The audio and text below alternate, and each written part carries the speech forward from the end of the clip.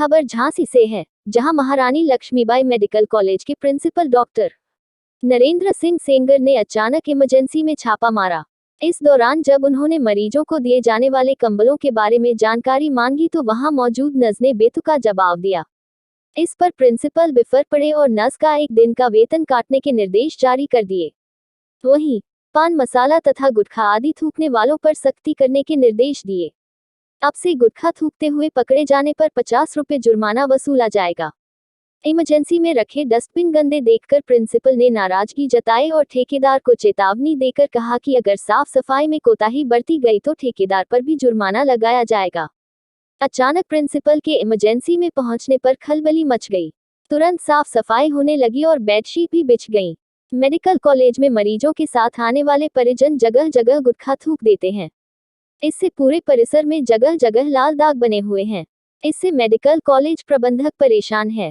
Principal doctor Sengar ने कहा कि अब से गुटखा थूकने वालों पर 500 रुपये का जुर्माना लगाया जाएगा। इमरजेंसी में रोजाना 10 लोगों पर जुर्माना लगाने का टारगेट दिया गया। इसके अलावा वार्ड और ओपीडी में भी जुर्माना की कार्रवाई होगी। प्रिंसिपल ने सुरक्षा कर्मियों और डॉक्टरों को विनम्रता पूर्वक कार्रवाई करने के निर्देश दिए हैं। झांसी से दीप न्यूज के लिए दीपक चंदेल की रिपोर्ट। अभी 15 दिन पहले मैंने इमरजेंसी का दौरा किया था। उसमें कुछ इंस्ट्रक्शन दिए थे, उसमें काफ़ी प्रगति हुई है। कभी 80% प्रगति हुई है, फ्लोरिंग अच्छी हो गई है, एक्सरे मशीन नई लग गई है और सुविधाएं भी बढ़ी हुई हैं। आज मैं देखने आया था, सर्दी बढ़ रही है, लोगों को कंबल बेडशीट मिलते हैं या नहीं मिलते हैं ये चेक करने आया था।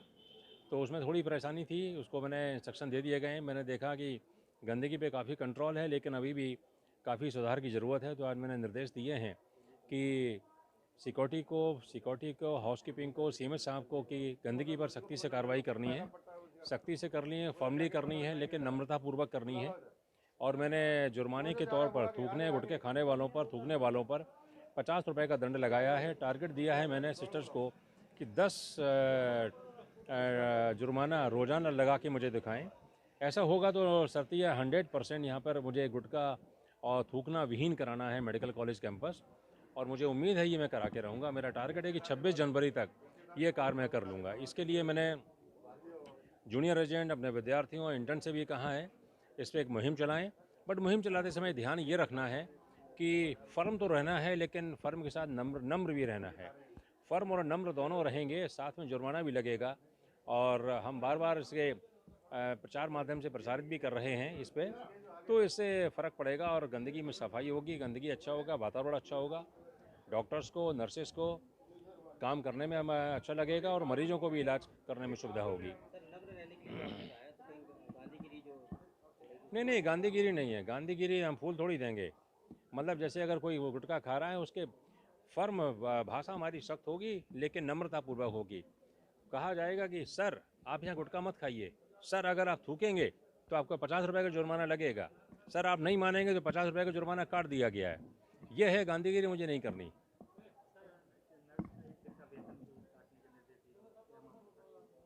उसमें यह था कि जब मैंने सवाल पूछा कि भाई कंबल और बेडशीट कहाँ पर रहती हैं, तो उन्होंने जवाब दिया, बेतुका जवाब दिया कि सर वार्ड बॉय के पास होती है। हमने कहा वार्ड बॉय जिम्मेवार नहीं है, जिम्मेवार तो यहाँ पर जो सिस्टम इंचार्ज हैं, सीएमएस हैं और प्रिंसिपल जिम्मेवार हैं।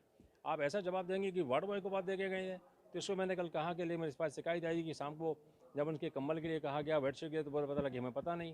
तो इसमें मैंने निर्देश दिए कि जो कल ड्यूटी पर थी उनके 1 दिन का वेतन काट दिया जाए।